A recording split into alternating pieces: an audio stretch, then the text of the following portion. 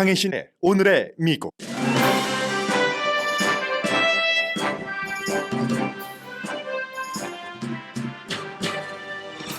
버지니아주 알링턴 집에서 경찰과 대치 중 집 폭발로 숨진 한인 제임스 유 씨는 소송과 이혼, 알코올 중독, 병원비, 정신건강 등의 문제가 심했었다고 워싱턴 포스트가 보도했습니다.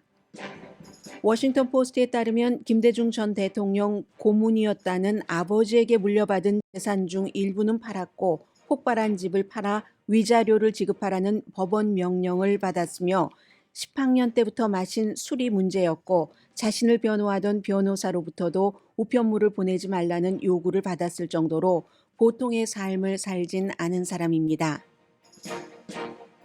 팍스뉴스 타운홀 미팅에서 트럼프 전 대통령은 정치 적에게 보복하기 위해 권력을 남용하지 않는다고 약속하겠는가? 사회자의 질문에 대해 독재자가 되지 않을 것이라고 말했습니다. 그런데 트럼프 전 대통령의 답변이 명확하지 않다고 들은 매체들도 있습니다. 바이든 대통령은 트럼프의 재임을 막기 위한 게 재선 도전 이유라고 밝혔습니다.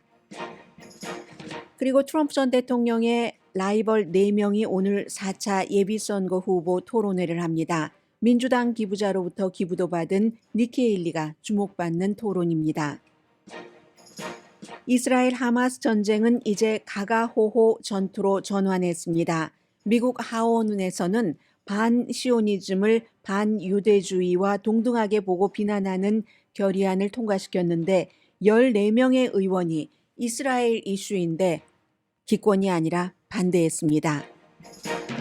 팝 가수 테일러 스위프트가 시사주간지 타임의 올해의 인물로 선정됐습니다. LA타임스가 선정한 101군데 로스앤젤레스 레스토랑에 한인이 운영하는 식당 여러 곳이 포함됐습니다. 파네라 빵집에서 카페인 섞인 레모네이드를 마신 뒤 사망한 남자의 가족이 파네라 빵집을 고소했습니다. 빵집에서 카페인이 들어간 레모네이드를 마신 뒤 숨진 사람, 고소한 사람은 이번이 2번째 케이스입니다. 여러분 안녕하십니까? 오늘의 미국 강혜신입니다. 아마 바이든 대통령이 우크라이나에 자금을 줘야 된다. 여기에 관해서 뭔가 언급을 할 것 같습니다. 이 부분은 이제 제일 뒤로 미루고요. 오늘 많은 분들이 관심을 갖고 계실 뉴스는 제임스 유 씨 집이 폭발하고 함께 숨진 그 사건인 것 같습니다만 그보다는 더 이제 큰 이슈부터 더 공통적인 세계와 미국 사람들에게 그런 미국의 탑 뉴스부터 전해드리겠습니다. 미국에서 대통령을 뽑는데 대통령과 가장 가까웠고 지금도 가장 가까운 어피니언 리더가 그 전 대통령이었고 현재는 후보에게 대통령으로 당선되면 정치적에게 보복을 하실 겁니까? 이런 질문을 2번이나 한다는 사실도 미국이 쇠퇴해 간다는 것을 보여주는 거고 2번째 질문에 대해서 끝내 대통령이 답을 했지만 독재자가 되지 않겠다라고 한 것 같지만 또 독재자가 되지 않겠다고 하지 않은 것 같다로 보일 수도 있는 것이거든요. 잠시 뒤에 여러분들께 들려드리겠습니다. 또 이런 후보가 최강의 압도적인 선두주자 후보라는 것도 미국에서 처음 있는 일입니다. 그런가 하면 재선을 치르는 현 대통령이 이러이러한 일을 하기 위해서 나는 재선에 나간다라고 말하는 게 아니라 정치적인 적에게 보복을 하고 미국의 민주주의와 헌법을 무너뜨릴 것이라는 세계적으로 많은 매체에서 경고를 받는 트럼프가 나오지 않았다면 나도 재선 출마를 했을지 모르겠다. I'm not sure. 이렇게 얘기하면서 현직 대통령이 재선에 출마하는 것을 본 것도 처음입니다. 저만 처음이 아니겠죠. 당연히 모든 분들이 처음일 겁니다. 이런 전현직 대통령이 바로 붙어서 또다시 대결을 하는 이 같은 이유로 이런 게 없기 때문에 공화당은 트럼프와 보복 정치, 독재자 경고 이게 이제 강하게 엮이는 시점에 본선거에서 무당파 유권자들이 트럼프가 아닌 바이든을 선택을 할 것이다. 그럴 가능성이 높다고 판단하기 때문에 공화당 가운데서도 정치인들도 온건한 사람이라든가 아니면 많은 헤지펀드 돈 냄새를 가장 잘 맡는 사람이잖아요. 은행권에서도 마찬가지고 트럼프보다 한참 한 40% 정도 지지율이 떨어지는 니키 헤일리 뒤에 지금 줄을 서기 시작했습니다. 트럼프의 독주가 아니라면 니키 헤일리라는 엄마 아빠가 인도계 파키스탄계인 아시안이고 또 여자인 이 사람에게 이렇게 집중할 리가 없다고 봅니다. 그게 공화당인데도 그렇다는 거죠. 뭐 심지어 민주당에서도 이중적인 바이든과 니키 헤일리에게 같이 지지하는 사람도 있고요. 민주당에서도요. 그건 이제 절대로 트럼프의 재선은 막아야 된다는 게 공화당과 민주당, 공화당 다는 아니지만 특히 공화당 유권자는 아니지만 그런 정치를 좀 알고 세상 돌아가는 것을 아는 그 분야의 전문가들은 트럼프는 안 되겠다. 공화당 민주당에서 다 지금 이렇게 생각을 하면서 니키 헤일리에게 눈을 돌리고 있다는 겁니다. 민주당은 바이든 대통령이 나이와 관련해서 많은 정말 약점으로는 강하디 강한 약점이 있지만 트럼프를 이기기에는 최적의 후보라고 생각하고 있기 때문에 바이든을 버리지 못했습니다. 끝내 이제 와서는 버릴 수가 없을 겁니다. 시기상으로 그 곁을 지키고 있습니다. 먼저 트럼프 전 대통령부터 전해드리겠습니다. 어제 이제 트럼프 전 대통령 아이오와주에서 타운홀 미팅에 갔었고 그 타운홀 미팅의 진행을 평소에 친했고 심지어 본인이 이런 그 정치 프로그램을 갖고 있으면서도 트럼프 캠페인에 나가서 연단에 막 뛰어 올라가서 트럼프와 허그하고 트럼프에게 투표를 해야지 됩니다라는 얘기를 해줬던 션 해니티가 사회를 봤습니다. 그리고 그 뒤에는 동료들과는 저 사람 쓰레기 같은 사람이야. 이렇게 얘기를 하고 트럼프의 변호팀들이 얘기하는 거 나는 1초도 믿지 않았어 라고 얘기하고 그 뒤에 다시 또 트럼프와 뭉칩니다. 이건 션 해니티가 어떠한 사실을 전달하기보다는 본인 유명하고 돈을 많이 버는 것에 포커스를 두고 있는 사람이라는 것을 증명을 하는 겁니다. 어제 다시 그 션 해니티가 사회를 보고 아이오와주 네이벤포트에서 타운홀 미팅을 열었는데 여러 매체가 이 션 해니티의 얘기를 들어보시는 게 좋겠습니다. 여러 매체가 제가 여러분들께 전해드린 것처럼 애틀란틱, 뉴욕타임스, 워싱턴 포스트, 가디언 등등등등 사람들이 신뢰를 하는 그런 매체에 의해서 저 사람 독재자가 될 거야. 그리고 독재자가 될 수 있는 환경이 더 잘 마련이 됐어. 보복의 정치를 할 거야. 실제로 말로써도 그렇게 얘기하잖아. 보복의 정치를 하겠다고 끊임없이 얘기해 온 것을 어제 션 해니티가 청소를 쫙 아주 깨끗하게 청소를 잘 해주더군요. 트럼프 전 대통령과 션 해니티의 얘기를 좀 들어보시겠습니다. 조금 소리가 작을 수도 있어서 제가 아무리 크게 녹음을 해줘도 이 기계에서 거기까지밖에 안 받아주거든요. 그래서 제가 미리 한글로 조금 말씀을 드리겠습니다. 사람들은 당신을 독재자라고 부르고 싶어 합니다. 분명히 말씀드리자면 재선될 경우 권력을 남용하고 법을 어기고 정부를 이용해서 사람을 추적할 어떤 계획을 갖고 계십니까? 이게 션 해니티가 트럼프 전 대통령에게 첫 번째 물어본 겁니다. 트럼프 전 대통령이 답변을 피해갔습니다. 그러자 다시 션 해니티가 광고를 하기 전에 지금 이제 광고를 하기 전입니다 라고 얘기를 하면서 어떤 경우에도 누구에게 보복을 하기 위해 권력을 남용하지 않을 것이라고 오늘 지금 미국에 약속할 수 있습니까? 라고 얘기하니까 트럼프 전 대통령이 첫날 빼고는 이라고 얘기를 합니다. 그게 무슨 뜻인데요? 근데 이건 또 무슨 말인지 잘 모르겠어요. 존 케리가 감옥에 갈 거야. 뭐 첫날 빼고는 그게 무슨 뜻이냐니까요. 국경을 닫고 오일을 시추하는 드릴. 그랬더니 션 해니티가 그건 보복이 아닌데요. 그렇게 얘기를 합니다. 트럼프 전 대통령이 난 그렇게 할 거야. 난 이 가이가 좋아. 뭐 당신 독재자 안 될 거죠? 노노노노 난 첫날 빼고 국경 닫고 드릴. 이렇게 얘기를 하거든요. 여러분께서 그 뉘앙스를 그대로 한번 들어보시기 바랍니다. We almost have to go to a break. I want to go back to this one issue, though, because the media has been focused on this and attacking you. Yeah. Under no circumstances, you are promising America tonight you would never abuse power as retribution against anybody. Except for day one. Except Look, what? he's going crazy. Except day one. Meaning? I want to close the border and I want to drill. That's drill, drill. that's not retribution. 그건 보복 아니잖아요. I'm going to be, he keeps, we love this guy. He says, you're not going to be a dictator, are you? I said, no, other than day one. We're closing the border and we're drilling. After that, I'm not a So dictator. Okay. that sounds to me like you're going back to the policies when you were president. All right, That's take a exactly break. Just getting started. We're in beautiful. 네. 이 그 션 해니티가 아주 잘 정리를 해 주잖아요. 그거는 이제 그 "정책으로 돌아가겠다." 이런 얘기를 한 것이잖아요. 그런데 day 1 빼고는이라고 했는데 day 1에 아무리 행정명령으로 하고 한다 할지라도 국경이라든가 drill 이것을 다 day 1 하루에 처리할 수 있을지는 모르겠고, 그리고 본인은 분명히 본인 입으로는 뭐 "그런 것을 약속한다."라고 얘기를 하진 않았습니다. 션 해니티가 치워줬죠. 그리고 나서 그 뒤에는 여러 가지 이슈를 얘기를 했지만 뭐 크게 뭐 달리 지금까지와 말한 것은 없고, 바이든 대통령의 정신 건강에 대해서 이렇게 얘기를 했습니다. 나쁘거나 아니면 나쁜 것보다 더 나쁘거나 바이든이 신체적으로 캠페인을 견딜 수 있을지 난 모르겠다라고 말했습니다. 그리고 나서, 사실 그리고 나서가 아니라 그것보다 조금 몇 시간 전이었습니다. 바이든 대통령이 먼저 그 매사추세츠 그 보스턴에서 선거 기금 모금 행사를 하면서 공식적으로는 지금 그렇게 말하지 않습니다. 그런데 이제 누군가가 말하고 거기에 대한 답변이 트럼프가 나오지 않았으면 나는 재선에 나왔을지 잘 모르겠다. 그가 이기게 둘 수가 없다. 이게 바이든 대통령이 어제 비공개로 공식적이 아닌 자리에서 한 말입니다. I expect so, but look, he is running, and I have to run. 그가 출마했기 때문에 나도 I have to run이라고 얘기를 하고 있죠.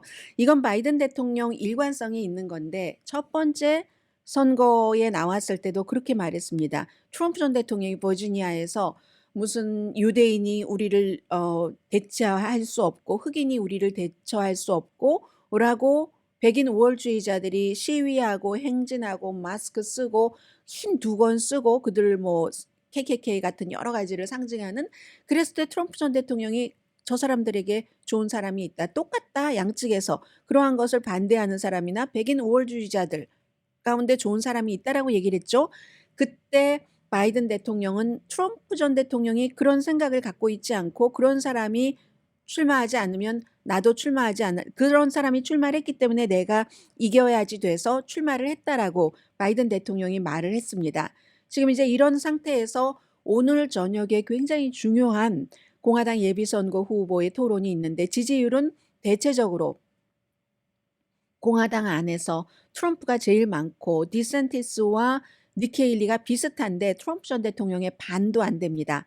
그리고는 이제 라마스와미가 한 5%, 비벡 라마스와미, 크리스 크리스티 전 뉴저지 주지사가 4% 정도 지지를 받고 있는데, 지난 이 네 사람이 오늘 하는데 세 번의 시청률, 대통령 후보 토론회 시청률이 계속 내려갔거든요. 첫 번째가 뭐 1250만 명 정도, 그 다음이 950만 명, 750만 명. 관심이 없으면 안 되는 겁니다. 이게 트럼프 쪽으로 그냥 끝나버리는 겁니다. 2015년도에 트럼프가 처음 나왔을 때에 그때의 첫 번째 공화당의 후보 토론회에서는 한 2450만 명 정도가 시청을 했는데 이번엔 첫 번째부터 이미 1280만 명, 약 반 정도밖에 안 되잖아요. 그만큼 트럼프가 지금 굉장히 강한 것이기 때문에 트럼프를 민주당에서도 공화당에서도 이 사람은 안 된다라고 생각하는 사람이 많은데, 그러기 위해서는 론 디샌티스 같은 경우는 얼마 전에 게빈 뉴섬 주지사와 역시 션 해니티가 사회를 보고 서로 토론을 했잖아요. 레드 스테이트, 블루 스테이트에서 가장 강한 주지사끼리 거기서 굉장히 에너지를 좀 보여줬습니다. 지난번 3번 공화당 예비선거 후보 토론회 할 때와는 달리. 그래서 그 기운을 그대로 살려서 오늘 가져갈까? 뭐 이게 이제 문제가 되는 거고요. 비벡 라마스와미 같은 경우는 첫 번째, 두 번째 사진도 굉장히 잘 받았고 젊은 사람이고 활기가 있고 하니까 인기가 있었습니다. 그런데 그 인기는 세 번째가 되면서 물거품이 됐죠. 점점 많은 공화당 사람들도 부정적으로 봅니다. 너무 천박해, 너무 얄팍해, 자격 미달이야.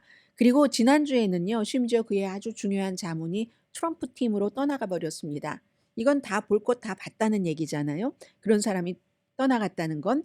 그래서 오늘 비벡 라마스와미는 좀 성숙하게 하는 모습을 보이는 것이 성공하는 게 될 겁니다. 이제 38살밖에 안 됐으니까 이미 전국적인 인지도를 높여놨고 돈도 많고 하니까 얼마든지 본인이 원하는 쪽으로 정치인으로서 도전을 할 수 있는 기회가 되고, 크리스 크리스티 전 뉴저지 주지사 같은 경우는 지금까지 제일 많이 트럼프 전 대통령을 비난을 한 사람이죠.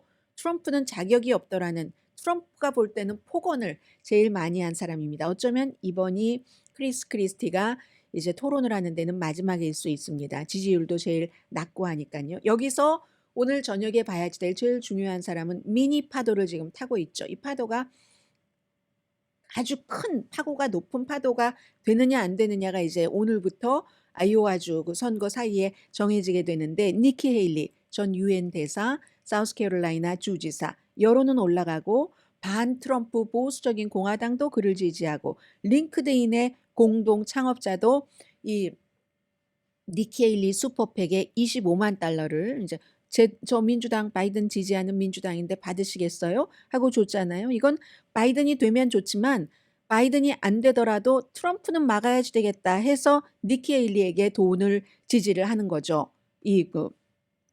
레이드 호프만, 링크드인의 공동 창업자, 억만장자, 이런 사람 그런 바람까지도 지금 다 타고 있는데, 오늘 니키 헤일리가 론 디샌티스에게 또 펀치를 날리면서 디샌티스를 완전히 뒤로 몰아놓을 것인가. 그렇게 되면 이제 니키 헤일리가 여자고 에이시안이고 뭐 여러 가지 느낌 많잖아요. 선입견이라는 게 있잖아요. 오바마가 대통령 될 때도 흑인이기 때문에 엄청 선입견 있었습니다. 그런 것을 누를 정도, 그 당시에는 체인지하는 바람이 있었고 지금은 네버 트럼프 바람이 그 정도로 강할 것인가 하는 것을 오늘 니키 헤일리가 보여줘야지만, 지금까지 주저주저 하면서 트럼프를 지지하기는 내 인격이 너무 고상해 라든가 여러 가지 이유들이 있잖아요. 저 사람만은 안 돼. 다른 심지어는 이슈가 맞아도 그런 사람이 천방지축 대통령을 해서 정말 독재자가 될지도 모르겠어 라고 생각하고 있는 사람들이, 트럼프를 지지하지 않는 사람들이 니키 헤일리 쪽으로 모일 수가 있겠죠. 캠페인 기부자들도 더 많은 잠재적인 자원봉사자들까지도, 헤지펀드를 하는 사람도 지금 니키 헤일리를 지지하기 시작하고, 뭐 찰스 코크 같은 사람, 또 뭐 JP 모건 체이스의 CEO 같은 제이미 데이먼 그 CEO 같은 사람도 지지하고 하는데, 아직 바닥에 남아 있는 사람, 그리고 또 오늘 이 네 사람은 지금까지 세 번의 토론회에서는 이상했다니까요. 제가 보기에는 전부 트럼프의 라이벌로 트럼프를 물리쳐야 본인들이 공화당의 후보가 될 수 있는데, 트럼프를 강하게 토론해서 때린 사람이 없었어요. 바이든만 때렸지. 그러니까 굉장히 이상해 보이고 시청률도 낮았죠. 오늘은 이 네 사람이 과연 트럼프 전 대통령 후보를, 트럼프를 지지하는 유권자 눈치 보지 않으면서 때릴 수 있는가. 이게 지금 굉장히 중요하고요. 니키 헤일리의 경우는 바이든은 이길 수 있다는 여론조사가 나오는데, 바이든 이기기 전에 트럼프를 넘어야 바이든을 이길 수 있는 그런 정치 환경이 마련되는 거잖아요. 그래서 이제 니키 헤일리라는 인물이 어떤 인물인가, 오늘 이제 사람들이 더 자세히 볼 겁니다. 1, 2, 3차 후보보다는 정말로 이 트럼프에 대한 대안이 될 수 있는가. 이제 이 점이 오늘 토론회에서 굉장히 중요하고요. 그리고 또 다른 사람 또 있습니다. 그제 리즈 체니, 공화당에서 트럼프에 반대한다고 쫓겨난 공화당 하원 서열 3위였던 리즈 체니 전 하원 의원이 책을 냈잖아요. 사람들이, 정치인이 책을 내는 건요, 세계적으로 다 마찬가지입니다. 책은 언제든지 쓸 수는 있는데, 책을 써서 그 책을 발표하는 시기가 정치적인 어떠한 시기라면은 그 사람은 그 정치의 바람에 나를 올려놓고 싶어 하는 마음이 있는 겁니다. 리즈 체니가 내놓은 책에서 뭐 여러 가지 트럼프에 대한 뭐 얘기들도 폭로가 되고 있는데, 1월 6일 그리고 선거에서 지고 나서 밥도 안 먹고 트럼프 전 대통령이 엄청 디프레스드 됐었다는 이런 내용 등을 쓴 리즈 체니의 책이 지금 아마존에서 베스트셀러입니다. 그리고요, 션 해니티보다도 MSNBC의 레이첼 메도우스가 월요일에 리즈 체니를 초대를 해서 딱 시간이 갔잖아요. 맞붙었더니 션 해니티를 팍 눌러버렸습니다. 그날 이제 뭐 시청자가 300만 명이 넘다고 했는데 그러니까 지금 공화당 내부에서 어떻게 다 여자네요. 니키 에일리도 있고 리즈 체니는 어떤 바람을 줄지 모르지만 바이든 표를 가져간다고 할 수도 있고 니키 에일리도 바이든 표를 가져간다고 할 수도 있고 그렇기 때문에 아직까지 트럼프에 대해서는 이 제일 중요한 것은 크리스 크리스티 후보가 얘기하는 것처럼 재판이지만 재판 이외에도 여러 가지 돌발 변수는 있다. 그리하여 미국은 트럼프와 바이든의 대결이 될 것인가, 니키 헤일리와 바이든의 대결이 될 것인가, 아니면 또 다른 그림이 나올 것인가. 트럼프의 얘기대로 바이든이 선거 캠페인을 끝까지 할 수 있을지 모르겠어요. 신체적인 건강 때문에 아무도 알 수 없는 2024년 연말입니다. 미국의 연말입니다.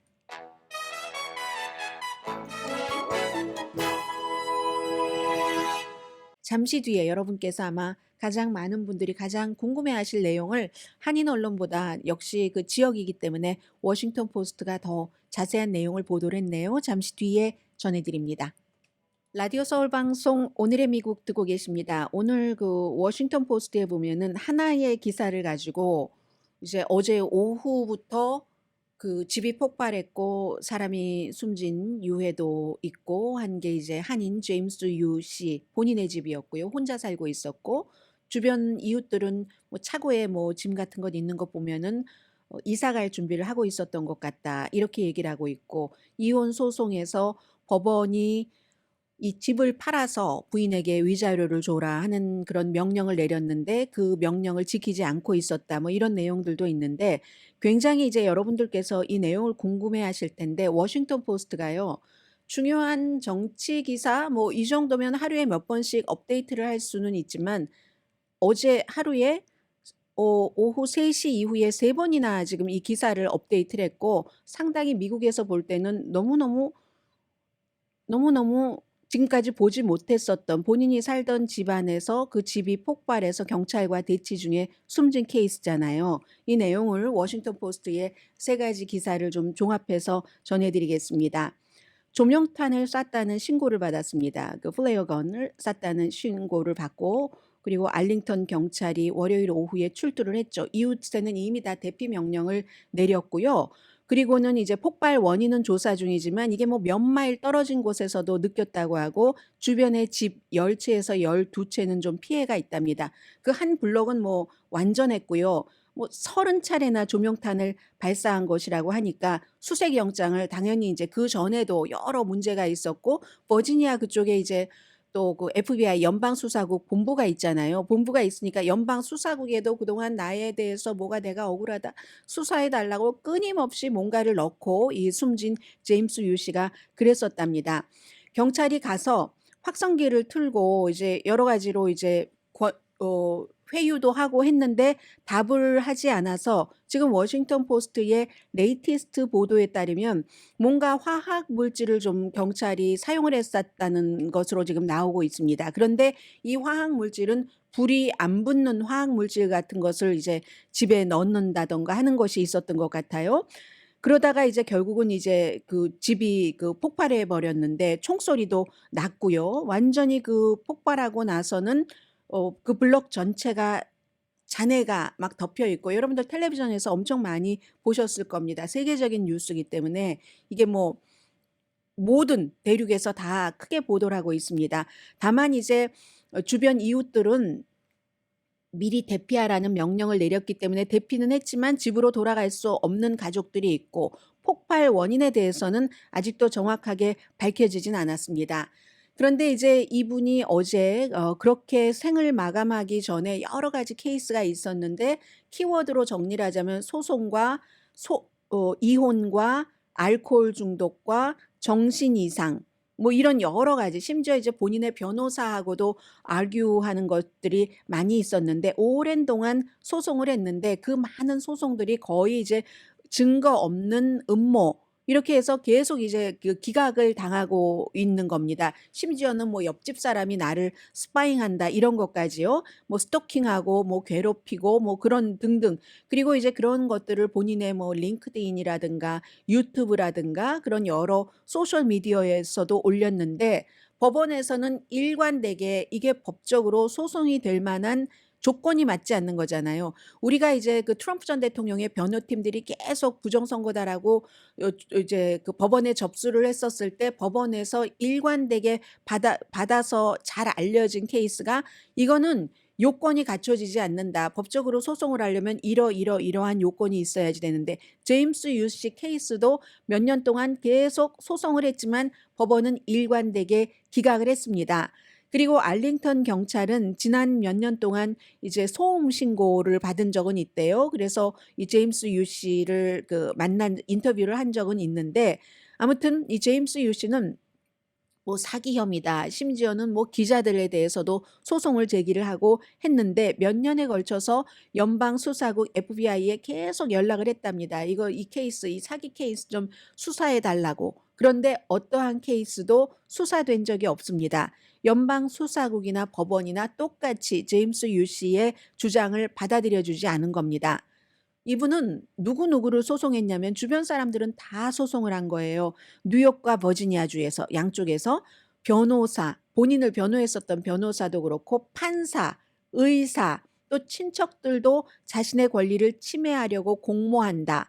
전 아내, 엑스와이프, 누나도 마찬가지고요. 뉴욕주의 먼로 카운티에서 이혼 소송을 처리한 법원 관계자까지 소송을 했습니다. 그리고 2015년도에 급성 알코올 금단 증상으로 그를 치료했었던 뉴욕주의 로체스터 병원도 고소를 했습니다. 병원은 알코올 그 증세가 하도 심하니까 이제 가족들이 병원 치료를 받도록 했겠죠. 그런데 이제 그의 변호사 가운데 한 사람인 뉴욕의 그 시러큐스의 리처드 밤바르도라는 변호사는 소송을 하다가 소송 케이스를 처음에는 맞다가요. 2019년도에는 이 제임스 유 씨에게 이메일을 보냈습니다. 다시는 내 개인 주소로 아무것도 보내지 말아라. 만약에 또 보내면 내가 경찰에 신고하고 뭐 여러 가지 무슨 뭐 접근 금지라던가 이런 것을 하겠다. 당신의 행동이 너무나 터무니없고 한계를 넘었다. 당신이 내 이 주변에 접근을 하거나 뭐 이렇게 하도록 하면은 즉시 이제 뭐 불법 침입 혐의 이런 것 같은 것을 내가 법적으로 어떠한 그 행동을 하겠다. 도대체 내가 나에게 케이스를 의뢰했던 사람에게 불법 침입하지 말아라 하는 경고를 해야지 된다는 내가, 이 변호사인 내가 그렇게 하고 있는 사실조차 믿을 수가 없다. 이렇게 이제 변호사로부터도 이런 일이 있었고요. 이혼은 전 그 와이프와 2018년도에 합의 이혼을 했답니다. 합의 이혼을 한 뒤에는 이혼을 뒤집으려고 시도를 했고 두 분 사이에 자녀가 없답니다. 그리고 이 제임스 유 씨는 2020년도에 법원이 명령한 기한까지 전 부인에게 재산을 분할하지 않은 혐의로 법원 모독죄로 기소가 됐다고 하고요. 그리고 이 자산을 분배하는 그런 그 방법으로 2020년 10월 말까지 이 알링턴 이 집이요. 이 폭발한 이 집을 팔아라라고 법원이 명령을 내렸는데 워싱턴 포스트는 그 집을 판 기록은 없다. 이렇게 얘기를 했습니다. 그리고 이제 알코올 중독에 대해서는 2015년도 11월 달에 아내가 이제 그 2018년도에 합의 이혼을 했다고 했죠. 그러니까 2015년도에 아내가 그 병원에 이제 그 남편을 데리고 간 거죠. 알코올 뭐 중독 치료 등등으로 해서 그때 이제 유서를 이 제임스 유 씨가 그 써놨다 하는 그 얘기도 있고 그리고 이 제임스 유 씨는 스스로 본인이 10학년 때부터 음주를 시작을 해서 평생 동안 좀 과도한 음주를 했다. 이런 것에 대해서는 인정을 했다고 합니다. 그리고 이제 그런데 뭐 유서를 써놨다 하는 와이프는 그렇게 얘기를 했는데 본인은 나중에 내가 자살 충동을 느꼈다거나 유서를 썼던 적이 없다. 이렇게 부인을 했고 그리고 병원에 대해서도 나중에 소송을 했다고 했잖아요. 병원이라든가 당시의 아내, 여동생이 본인의 의지와는 상관없이 그 병원에 본인을 잡아두었다. 이렇게 비난을 했고요. 그리고 한 번은 MSNBC에서 본 뉴욕타임스 기자를 포함해서 두 명의 남성이 2017년도 3월 달에 본인의 집에 나타나서 연방 수사국 요원을 사칭을 했다. 뭐 이런 얘기들, 이런 것들을 하면서 뭐 계속 FBI라든가 법원에 소장을 접수를 하고 유튜브 채널에는 실패한 소송 그리고 이혼 이런 것에 관한 문서를 스크린샷을 찍어서 보여주는 영상을 여러 개를 올렸답니다. 뭐 지금 다 내려졌겠죠.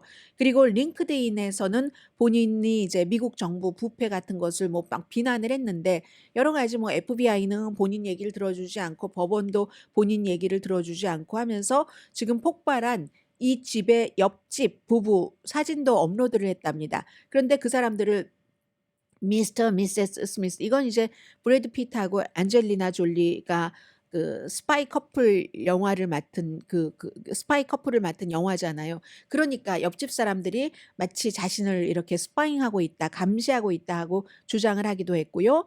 그리고 92년도에 어머니가 병원에 아주 오랜 동안 입원을 하셨었고 그때 이제 그 뒤에 이제 어쨌든 사망을 하셨는데 그래서 어머니의 그 입원했었던 때 빚이 50만 달러가 넘었다. 뭐 이런 얘기도 본인이 이제 어디에 올린 거고요. 2003년도 통신회사 글로벌 크로싱 여기서 이제 그 보안 책임자 자리에서 해고됐다. 이렇게도 얘기를 했고 그리고 2000 이혼 소송에서 판사의 명령을 받고 나서 버지니아주 맥클린이요. 알링턴이 아니라 알링턴에 있는 집이 폭발한 거고 맥클린에 있는 부동산은 100만 달러에 판 적이 있답니다.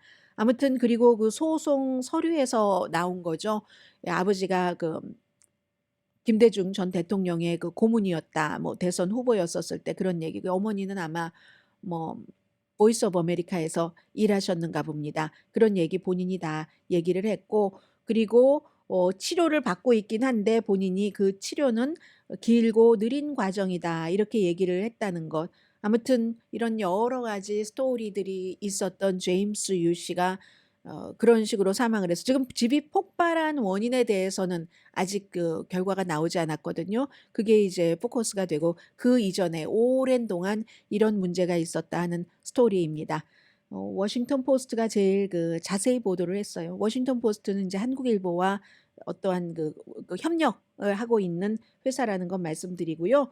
워싱턴 포스트가 원래 로컬 신문이잖아요. 로컬 신문인데 워싱턴이라는 곳이 정치가 많으니까 정치가 그렇게 많이 된 거고 해서 버지니아라든가 그런 데서 발생되는 여러 가지 로컬 뉴스는 워싱턴 포스트가 제일 빨리 좀 제일 자세히 보도하는 것 같습니다. 다른 뉴스 하나 더 전해드리려고 했는데 뒤로 미루겠습니다. 라디오 서울 방송 오늘의 미국 듣고 계십니다. 조금 가벼운 뉴스로 마음 좀 풀고 다음 섹션에서 또 좀 묵직한 뉴스 전해드리겠습니다. 제가 그 로스앤젤레스 타임즈를 보다 보니까 뭐 매년 한 10년쯤 됐죠. 로스앤젤레스에 워낙 식당이 각 나라의 음식을 다 볼 수 있는 전문적인 식당이 많으니까 그게 축복이다 하면서 로스앤젤레스 식당 101을 발표합니다. 미국에서 이제 101은 어떠한 표준이니까 101군데 식당인데 그 가운데서 한인이 운영하는 식당이 아마 더 있을 겁니다. 적어도 제가 확인한 것만 적어도 5군데는 되거든요. 그래서 제가 이걸 보면서 식당이 뭐 로스앤젤레스 타임즈의 비평가가 평론가가 음식 비평가가 했다고 해서 그게 다 뭐 정말로 최고의 음식 맛과 위생을 자랑하는 식당이다 이렇게 말할 수는 없잖아요. 모든 식당에 대해서 그렇게 할 수는 없으니까. 그러나 이렇게 추세를 보니까 어떤 게 느껴지냐면요. 예를 들어서 18번째로 양반이라는 식당을 선정을 했는데 양반인데 이 식당은 저기 아트 디스트릭에 있습니다. 다운타운 샌페드로 있는데 주이시와 이제 주이시 음식을 많이 먹어보고 그 주이시 커뮤니티에서 자란 그 일리노이주의 하일랜드 파크에서 자란 존 홍과 그리고 카티아나 이분은 이제 주이시인 거예요. 그러니까 부부가 만든 그런 식당 거기에 이제 뭐 이 한국계 이 미국인 셰프의 정체성도 탐구하고 재료도 한국 재료 막 이렇게 해서 두 가지가 딱 접목된 이런 식당이 들어가 있고요. 그리고 또 페릴라라는 로스앤젤레스 저쪽 에코파크 있는 데 가면은 김지희 씨가 하는 반찬 가게입니다. 이런 것도 있는가 하면 한인타운에 있는 아주 전통적인 이 오늘의 미국을 오래 후원을 해주셨던 수라원 순두부도 있어요. 수라원 순두부도 있고 선화장 올림픽에 있는 곳이죠. 소바는 뭐 미국 사회에서 유명하고 이렇게 많이 그러나 뭐 선전을 많이 하지 않는 곳도 있고 이렇게 저희 회사를 후원은 오래 해주셨던 수라원 같은 식당도 이렇게 선정이 되더라 하는 거 있고 개인적으로는 Here's looking at you. 여기서 당신을 쳐다보고 있는 거죠. 이 식당이 저희 회사 근처에 아주 유명한데 사람들이 잘 몰라요. 육가에 있는 그런 그 자그마한 모퉁이에 있는 식당이거든요. 그래서 이제 뭐 이런 추세 많은 것들이 변하고 있구나 하는 것을 느꼈고 그리고는 이제 지금은 여러분들께서 또 오늘의 미국을 듣고 계시는 많은 나이 드신 분들이 이쪽 서부 지역에 살고 계신다면은 아침에 운동하시고 저희 어머니를 포함해서 파네라라는 빵집에서 커피를 많이 드시는데 파네라 빵집에서 카페인 섞인 강한 카페인이 있는 레모네이드를 마신 뒤에 사망한 남자의 가족이 파네라를 고소한 거. 이게 이제 지난번에 한 대학생도 그랬고 이번에도 그랬고 물론 이 파네라 측에서는 우리 이 드링크 때문에 그런 게 아니다라고 얘기를 하지만 또 고소한 측에서는 나름대로 얘기가 있고 카페인과 사람과 건강과 그리고 또 이 사이에 여러 스토리들이 있거든요. 여러분들께서 한번 판단을 해주시기 바랍니다. 데니스 브라운이라는 46살 되신 분이 플로리다주에서 카페인 함량이 아주 높은 음료 3번을 마셨습니다. 리필이에요. 2번은. 저는 왜 3잔을 사서 드셨나 했더니 2번은 리필. 그렇게 마신 뒤에 집에 걸어서 가다가 사망했고 가족이 월요일에 파네라를 고소했다는 겁니다. 그 드링크 이름은 우리가 차징한다고 하잖아요. 뭐든지 다 charged lemonade, charged 된 레모네이드인 겁니다.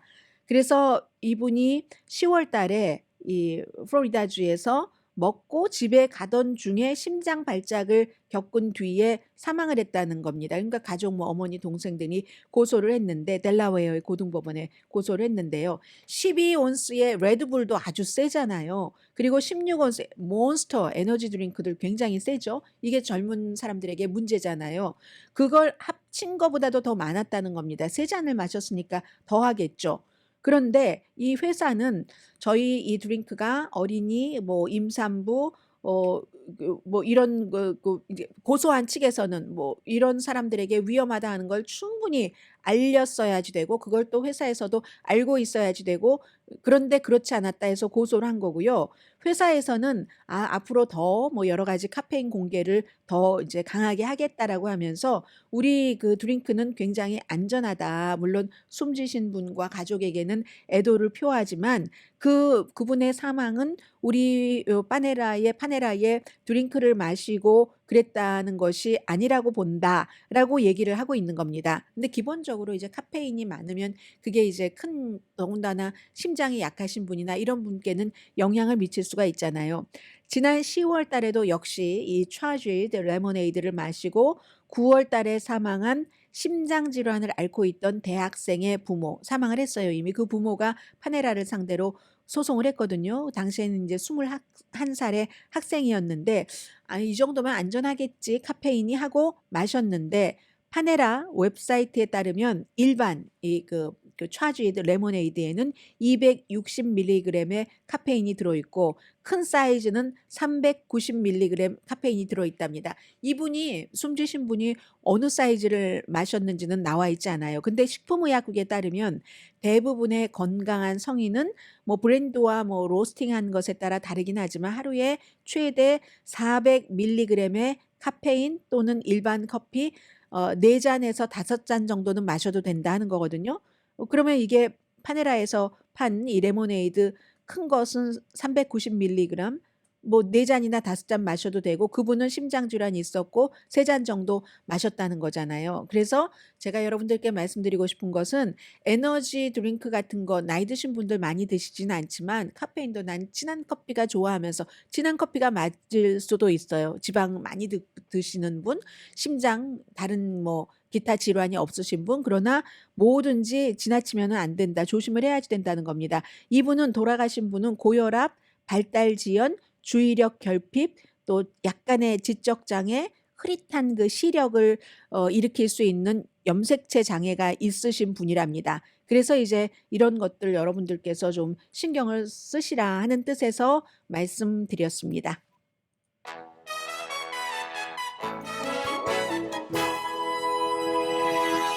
라디오 서울 방송 오늘의 미국 듣고 계십니다. 바이든 대통령이 지금 우크라이나에 대해서 기금 지원하는 것을 빨리 해야 된다. 시간이 없다는 것을 백악관에서 연설을 하고 있습니다. 이건 이제 어제 젤렌스키 우크라이나 대통령이 상원에 직접 연설을 하려고 하다가 마지막에 취소가 됐다고 하거든요. 아마 그렇게 해도 성과가 없을 것이라고 판단을 해서 그런지 이유는 밝히지 않았습니다. 민주당의 척 슈머 상원 대표가 초대를 했었는데 그렇게 되는 경우 지금 공화당은 국경부터 처리를 해라 하고 언젠가는 되겠죠. 액수가 얼만큼이 될지 모르지만 지금 싸움하는 겁니다. 밀고 댕기기. 공화당은 국경 이거 먼저 하자 하는 것이고 민주당은 그것도 하지만 이것도 하자 하는 것인데 이렇게 계속 가면 블라디미르 푸틴이 점점 더 많은 영토를 가져가겠죠. 반격이 줄어들 것이고 우크라이나의 반격이 잃어버린 영토를 찾는다는 작전이 불확실해질 겁니다. 나중에 휴전을 하게 되더라도 땅을 많이 갖고 있는 측이 이기잖아요. 더 유리한 측이 이게 굉장히 어려워질 테고 그리고 상원에서 이걸 해도요. 하원에서 또 어려운 면이 있는데 그렇게 될 경우 이제 우크라이나는 굉장히 어려운 선택을 하고 있는 것이고 다시 미국으로부터 얻을 게 이제 빨리 얻을 게 별로 없다라고 생각되면 지금 갖고 있는 것을 잃어버리지 않는데 최선을 다해야지 되고 블라디미르 푸틴이 너무 좋아하는 쪽으로 미국 의회가 일을 그렇게 해주고 있습니다. 그러면서 기간 산업 다 파괴하면서 이제 우크라이나를 어떠한 그 궁지로 몰아넣는 지금 이런 일입니다. 그리고 또 바이든 대통령이 오늘 가디언 제가 제목만 봤는데 바이든이 벤자민 네탄야후를 강하게 지지하는 것을 후회하고 있다. 뭐 이런 컬럼인지 사설인지가 있었습니다. 그런데 이제 바이든 대통령은 그래도 겉으로는 지금 여전히 이스라엘을 지지를 하고 하마스의 사악함을 드러내고 해서 10월 7일 당일에 있었던 그 하마스의 이스라엘을 침공했을 때의 강간 이런 그 사태에 대해서 굉장히 그 비난을 많이 했고요. 그리고 지금 이제 어제 공화당이 아이비리그 대학 총장과 아메리칸 유니버시티의 그 교수를 의회의 청문회에 내놓고 계속 이제 이스라엘을 지지해주는 이런 일들을 했습니다. 그렇지만 또 동시에 서한 지구에서 이스라엘 그 정착민들이 팔레스타인 사람들을 너무나 핍박을 하고 심지어 뭐 누구를 살해해도 벌도 안 받고 하는 이런 일들이 너무 많이 일어나니까 미국에서 그 서한 지구에서 팔레스타인을 핍박을 한 이스라엘 사람은 미국에 오지 못한다. 비자 발급 안 해주겠다. 이 정도 얘기는 했고요. 그리고 참 안타까운 일들도 많죠. 인질로 잡혔다가 하마스에 의해서 풀려난 이스라엘 어린이. 이제 학교도 가고 킨더가든도 가고 가잖아요. 가면은 50 며칠 동안 인질 생활을 하다가 풀려났기 때문에 아이가 창밖 봐도 돼요? 많은 것을 벌써 잃어버리고 그 상처가 생긴 겁니다. 어린아이가 창밖을 봐도 돼요. 인질이 못 보게 했을 건 아니겠어요. 창밖을 봐도 돼요. 이렇게 물어보는 그런 슬픈 사연들도 있고요. 그리고 어제 의회에서 한 일에 대해서 제가 뭐 여러분들과 함께 시오니즘과 반시오니즘과 반유대주의를 좀 구분을 하고 싶습니다. 어제 미국 의회에서는 반시오니즘도 반유대주의와 똑같다 해서 비난하는 결의안을 내놨고 통과가 됐습니다. 찬성 311, 반대 14, 기권 92. 이건 이제 반대하고 싶은데 반대를 못한 거예요. 이스라엘 이슈이기 때문에. 그래서 반시오니즘이라는 건 시오니즘이라는 게 유대 민족의 민족적인 자결권을 인정하는 거잖아요. 그러면 유대 국가를 만들고 이런 것을 다 지지를 하는 겁니다. 그런데 유대인들이 팔레스타인 국가 없이 그렇게만 하는 것이 중동 평화의 위협이라고 주장하는 사람들이 있습니다. 정치적인 거죠. 상당히 유대인 쪽으로도 아닌 쪽으로도. 그래서 시오니즘에 반대하는 사람이 있고 이 바이든 대통령은 나는 주이시 아니지만 시오니즘 지지한다라고 얘기를 하고 반유대주의라는 것은 이건 정치적인 국가 설립과 관련이 없는 유대인이면 주이시면 이걸 이제 그 차별을 하고 싫어하고 증오하고 하는 이건 이제 종교적인 것도 있을 거고 인종적인 이런 이유. 그래서 약간 오버랩되는 부분이 있지만 어제 의회에서는 공화당이 주도를 해서 다 그 이스라엘 주의식에는 다 우리가 뭐든지 보호를 해야지 돼 해서 반시오니즘도 반유대주의와 똑같다는 결의안을 통과시켰는데 이게 14명은 용감하게도 민주당이 13명, 공화당도 1명 있습니다. 기권이 아니라 반대를 해버린 겁니다. 이거 시오니즘과 반시오니즘과 반유대주의는 차이가 있다 해서 심지어는 켄터키의 토마스 메시라는 공화당 의원도 반시온주의가 반유대주의가 아닙니다. 여기는 이제 두 개의 국가잖아요. 팔레스타인과 팔레스타인도 인정을 해야지 된다 하는 것을 생각하는 사람들도 있으니까 그런 것. 해서 민주당이 하는 거는 뭐 이해가 돼요. 뭐 리시다 트라이브 같은 팔레스타인계 등등 여러 명이 여기에 반대했는데 아무튼 이렇게 공화당에서도 이 이스라엘의 눈치를 보지 않는 사람도 있었노라 정도 말씀드리고요. 뭐 매년 이맘때면 하는 거 시사주간지 타임이 올해의 인물로 많은 정치인들도 다 제치고 테일러 스위프트 팝 가수를 선정을 했습니다. 이 사람은 뭐 정치적인 물론 발언도 하지만 그 음악적인 거 영화 대단하잖아요. 근데 막상 이 사람은 뭐라고 하냐면 하루에 3번이나 콘서트를 하면서 44곡을 불렀는데 끝나고 나면은 발이 너무 아프고 하이힐 신고 웃으면서 연주하잖아요. 그냥 침대로 음식 가져가서 먹고 침대에서 안 나온다. 고통이 이 같은 영광을 낳는가 봅니다. 강혜신이었습니다.